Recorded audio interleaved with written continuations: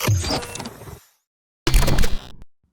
guys, SimCoder here, and today we'll be learning how we can display the user's posts in their profile page. So that's what we'll be developing in the next 20 minutes or so. We'll be using Redux for this again, and yeah, it should be relatively easy, so yeah, let's do it.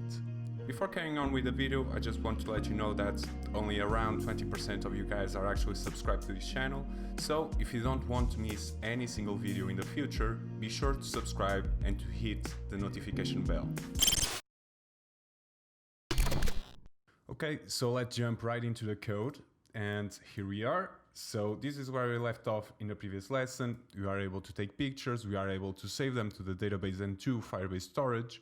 So yeah, now that all that's left is fetching that data from the database. And if you can remember, this is how we have the data in our database. We have the collection posts.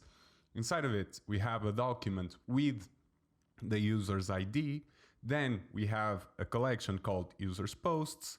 And finally, we have all of the documents related to the post that the user made with the caption, the creation date, and finally the URL for the image. So let's learn how we can fetch all of this and how we can display it. So let's jump into the VS Code. Okay, and as I've said in the beginning, we are going to use Redux for this because we are going to mess with the state of the app in this case. We are going to update the posts of the current user using Redux. So the first thing that we have to do is to go into constants and add another constant for the action that we are going to create, which in this case I'm going to call user posts state change. Okay, so anytime an action is called, we are going to dispatch it using this tag. Okay, so coming back into user.js, I'm going to add another variable to the initial state called posts. And this will contain just the user's posts. Because when we want to do the feed and other things, like other users' profile, we are not going to use Redux for that. We are going to do it directly within the component that we are using at that moment. So for this case, it is enough. Now, because we'll have multiple actions, we'll need to distinguish between them in our reducer, in our user reducer, better yet. So we are going to create a switch for this. And this is something that I warned you about in the lesson where we implemented Redux. So that's what we'll be doing right now. So we type action.type, and this type will contain these constants or these strings, better yet. So it will be, in this moment, either user state change or user post state change. Okay, so coming right back, I'm going to open up a curly bracket in there. And I'm going to say case, and now we'll say user state change. However, we need to import yet another constant, which in this case will be user posts state change. Okay, so coming right back inside of here, I'm going to open up 2 points in there, and I'm going to return what we had before, because remember, when we call user state change, then that means that we've done a fetch for the current user, and you can see that this is the function fetch user, and this function will be dispatched with this type. Okay, but in case it is user post state change, then it is different. So user posts state changed, we are going to say that posts will be action dot posts. Again, the action will pass along posts and the type, so that's how we are going to get all of the needed information. For the reducer, we are all done. Now it is up to the action that we are going to create right now to handle the rest. So I'm going to grab the fetch user function and I'm going to double it up as it is pretty much similar to what we are going to do, or better yet, most of the parts are basically the same. So I'm going to call it fetch user posts, like that, and this function will be responsible for fetching all of the user's posts. So now it is only a matter of going down this database tree and find out what we need. So the first thing that we have are the posts, which is, let's go back, which is this collection right here. Then we have a doc with the Firebase auth current user UID, so the user's ID basically. Then we have yet another collection with user posts, and for that I'm going to create say dot collection yet again and say user posts, and that's it. But because right now we are fetching every single document, so if you want to fetch every single document that is inside a collection, you went in a collection. Obviously, if you wanted to fetch a specific doc, then you would add a doc below this, like we did in here. This will fetch a specific doc. This will fetch a collection with everything that's inside it. Okay, so now that we have a collection, we want to also order this collection by the timestamp. And this is something that we can do using Firestore, using a specific query, which will handle ordering the data as we make the request, so that we don't have to worry about that in the front end. So in this case, we are going to call a specific function called order by, and this will start the query. And we are going to say that the creation, which is this tag, has to be in a ascending order. So from the oldest date to the most recent date, because remember in here you see as a date, but this is a timestamp, and a timestamp is a big integer which started at 1970, I believe, and it started at 1970 as 0, absolute 0, and then it increments each and every single microsecond or something like that. So that's how it works. It is an integer. So we can easily order it by ascending order. So now we are going to say get, and then we'll get the snapshot. However, we must read this snapshot, because I'm going to show you guys how it looks like now. So I'm going to say console log snapshot.docs, and I'm going to go into components, main, or better yet, just main, and where we do the this.props.fetch user, I'm going to say this.props.fetch user posts. I'm going to go up top, add this function here, but we also need to go to map dispatch props and add the fetch user posts. So I'm now going to launch the application, and we will see what comes out of this console log. So to do this, again, just go into your terminal and say expo start and hit enter. Okay, so I ran the application, and as you can see, there is an error. And this is quite an easy fix. And the reason why this error appears is because we don't have a default in our switch inside our user reducer. So in default, we must have a return for the state. And this state is this variable that we have here, which contains initial state if it isn't passed as an argument. So in this case, in default, whenever we load the application and there isn't an action that was made, this reducer will be called and the initial state will be returned as the global state and as the user state. So as you can see, now it opens up. And if we go, I'm going to open up our terminal, go all the way down, dismiss this, and I'm going to rerun the application so that we can see what comes out of it. And this is the object that was returned to us. As you can see, it is absolutely massive. However, we can see that there is some information here that's relevant. We can see that there is a post in here, for example, this one, and I believe will be this was the picture that we took in the last lesson. So it is getting the object. However, it is so massive and there is so much information in here that's completely useless that we must treat the data before being able to use it. So in order to get that information into a usable array, we are going to say let posts equal to snapshot, not this, snapshot.docs.map, and I'm going to explain this in a second, don't worry.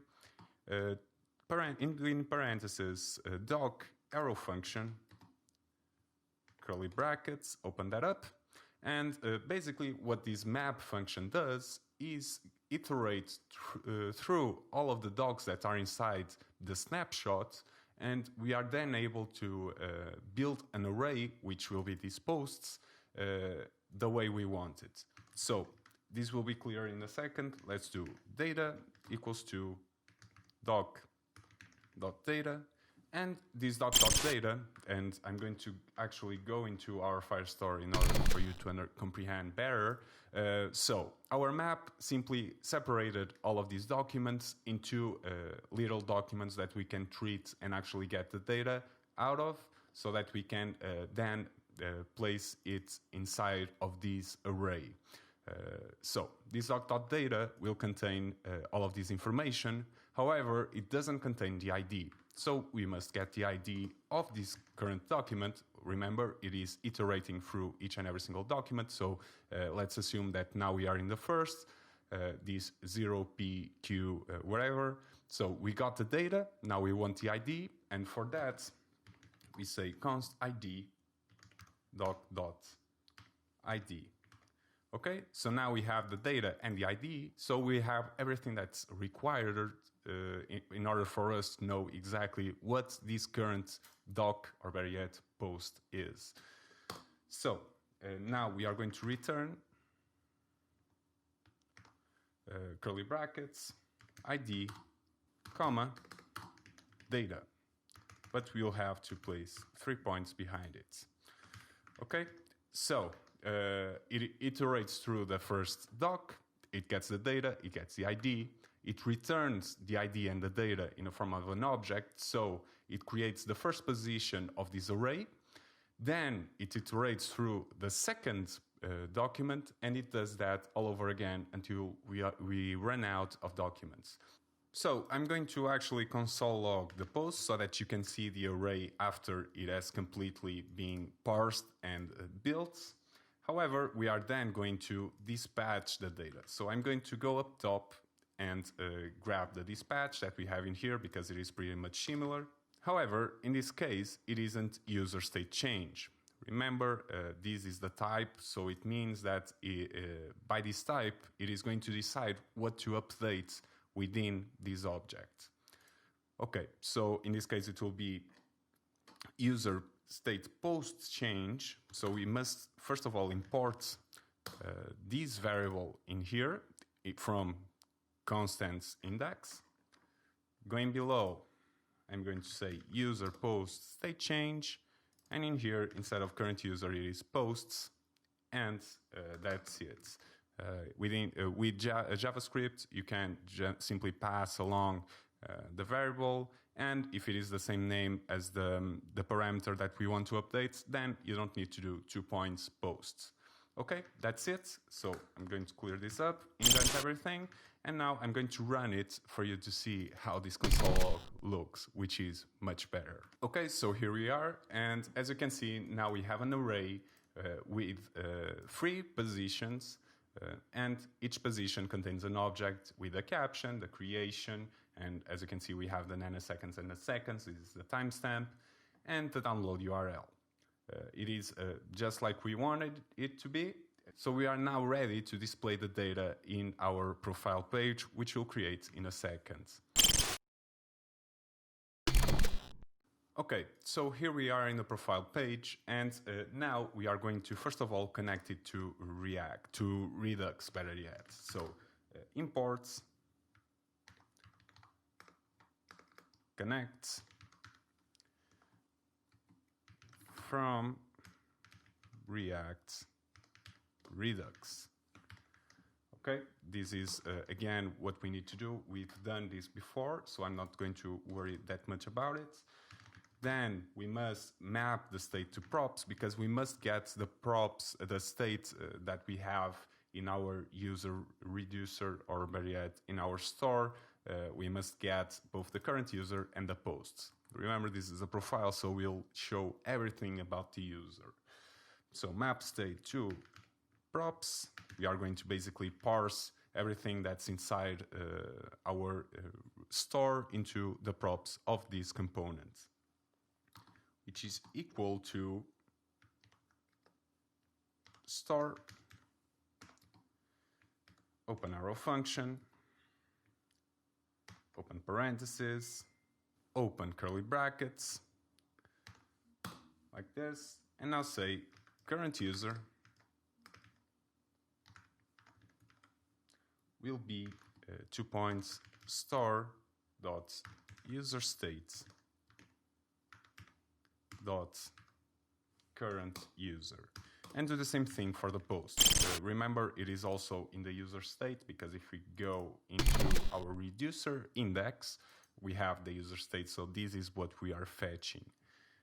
So do the same thing for the post. I'm going to actually grab what's up top, paste it in here, and simply change the current user for posts.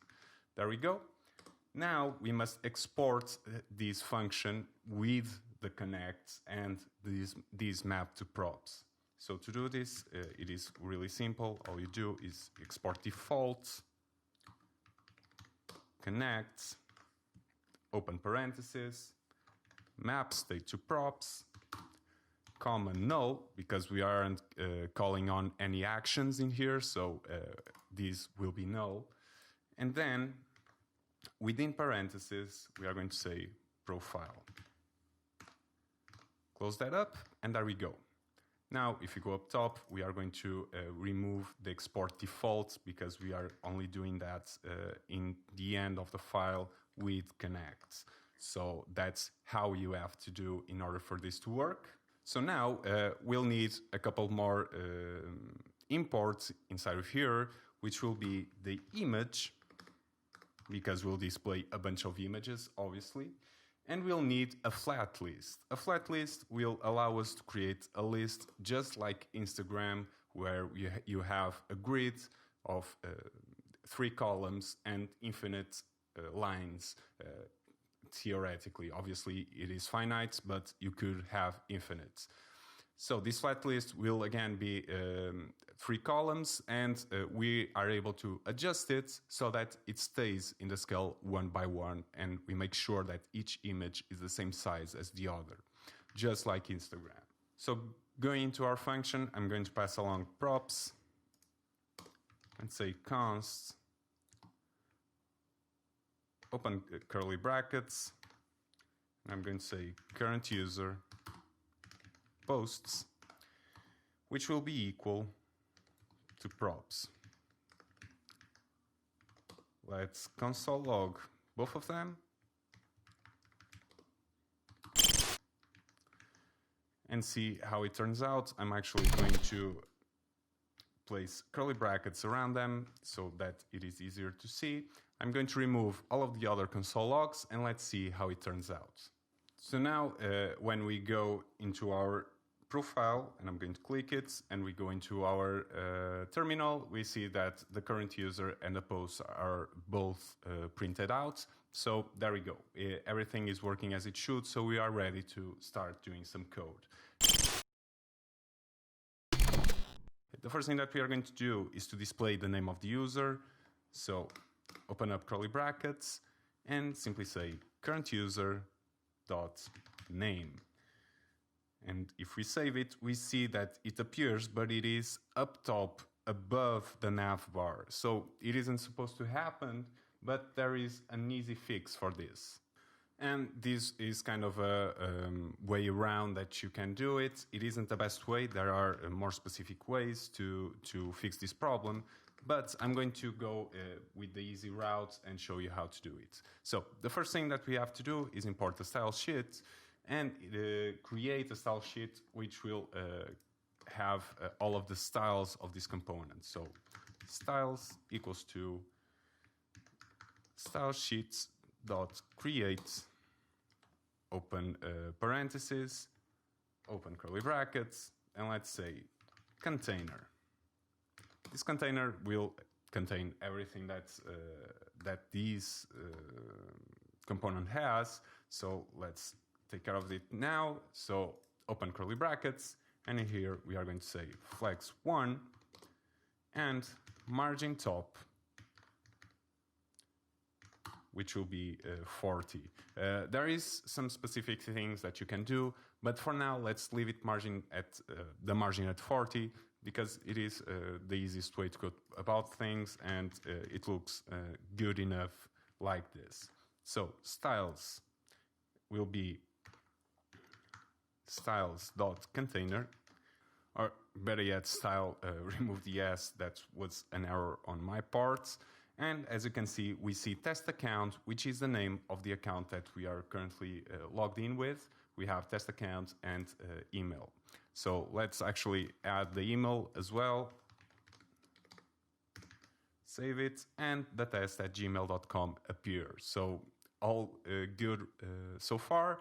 Now let's handle the displayment of the images, or better yet, of the post that the user has made. So I'm going to create yet another view. In this case, it will be the info container, and the info container will contain the info of the user. So it is the main part of. And in here, I'm going to create the container info, which will be the container of the user's data that we have in here. And I'm going to add another closing bracket at the end. Let's see if this fixes it. No, well, there's a tag missing in here. That's why it was giving the error. Add another view, and there we go. So this container will contain all of the info of the user, so the name, the email, and the profile image, if we get there in the future. So let's create it here. Open up curly brackets, and I'm going to say that there is a margin of 10, for example, so that it looks better and it isn't all the way up to the side of the phone. Let's make it 20, better yet.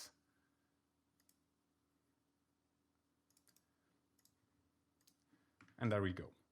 So now going into the container for the gallery. So let's call it container gallery. This container gallery will contain, again, all of the posts that we have. But before handling the styles of it, and I'm going to simply create an empty style for it. So let's say flex1, for example, just for it to have something, and don't forget the comma. We'll start handling the flat list that we called upon earlier up top.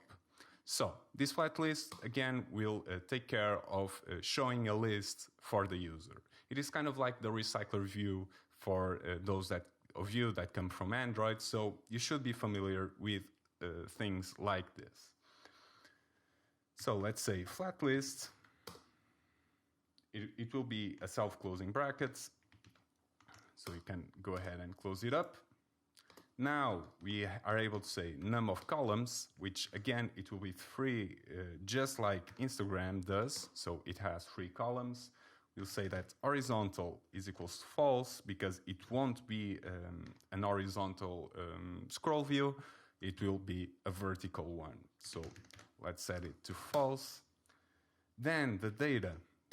And in here, it is actually a really cool way that they did it. You pass along the data, which in this case is posts, which we get from our Redux store in here. Okay, so data, posts, and then we render each item, and we decide what each item will look like.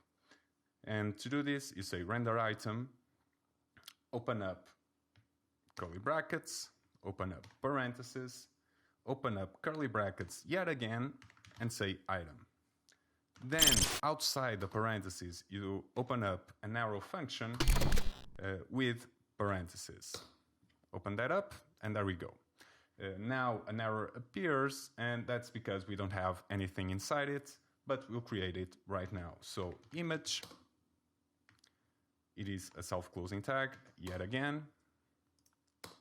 And in here, we'll pass along the image, which is inside of this item, and we can do whatever we want with it. It is really, really cool. So let's say the source will be equal to, open up two curly brackets, and say URI, 2 points, item dot. And now if we come in here into posts, we see that we saved into download URL. So type in item.download URL, and it should be the download URL that appears in here, because that's what we get in here. Okay, and now let's just add the style to see how it looks like without any other changes. So the style in here, I'm going to open up curly brackets, better yet, yeah, and say styles.image. Okay, now go into our style sheet and say image, open up curly brackets,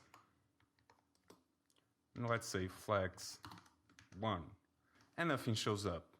So in order to trick the images into showing up, we are going to set the aspect ratio of the images. In this case, it will be 1:1. And if you save it, the images appear, and these are all of the posts that I have currently saved into the database. So right now, I'm going to quickly take another picture so that you can see how everything looks. So take picture, there we go, save, subscribe to SimCoder, save it, and it should be running, and after it has done saving, it will return to main. However, it doesn't get another image, because that's something that we do whenever we load the app. But right now, we are going to simply go into our expo platform, and we are going to reload the app to see how it looks like. So I'm not going to take care of that right now. Let's keep everything simple and tidy as possible.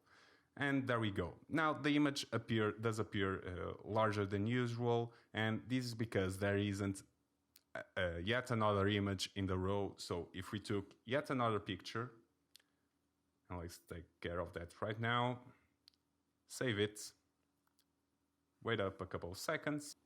If we return, then the image will appear in here. So in order to fix this, what we have to do is to go up top and say, and we must add a container to our image. So in this case, I'm going to call view. It is a self-closing tag again, or better yet, it isn't a self-closing tag. It is actually the parent of image, so it must be a non-self-closing tag. Add it in here. And now the view will again contain its own style. Let's add it in here. So style, and let's see, I call it container gallery. I'm going to call it container image. So now that we have our container image, let's go into our style sheet and simply add it in here. Open that up, comma, and we are going to define that flex isn't 1, but it is 1/3, or 1/3. And there we go. Now, whenever we load the app, we see that even though that we don't have enough images to occupy a row, it will restrain the image to be 1/3 the size of the total width, hereby making it look like Instagram. Although I think it looks cool like it did before, but let's try to make it as similar as possible to Instagram. So there we go, it is completed. We are showing the profile page of the user, we are showing the gallery of the user. Obviously it is a slimmed down version of it, but we are fetching the data of the user and the posts of the user and everything. So I'm going to wrap it right here. In the next lessons, we'll start working on subscribing to a user, or better yet, following a user and following a user. And finally, we'll take care of the feed and other minor stuff that I remember and that you guys tell me about. So that's it for today. If you enjoyed the lesson, then please do leave a like and subscribe, and I hope to see you again tomorrow. Ciao!